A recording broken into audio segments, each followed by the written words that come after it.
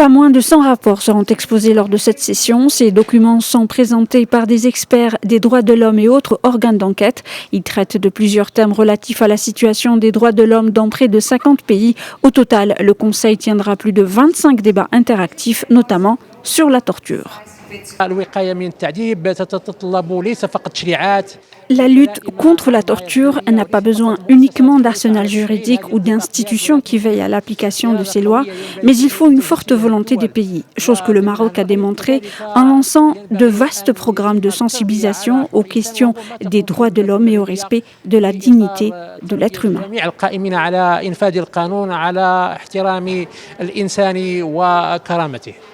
Depuis mars 2014, les gouvernements du Maroc et du Chili pilotent l'initiative pour la Convention contre la torture. Le Danemark, l'Indonésie et le Ghana ont adhéré à ce projet qui s'étale sur 10 ans. L'objectif est de promouvoir la ratification universelle de la Convention des Nations Unies contre la torture.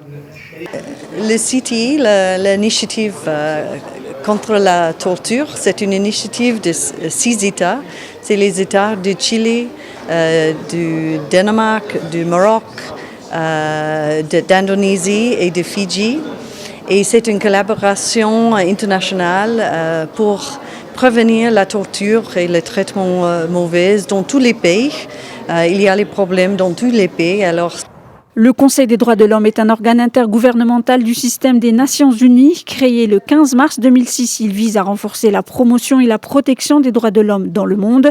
Il a succédé à la Commission des droits de l'homme qui avait été créée en 1946. Le Conseil est actuellement composé de 47 pays membres.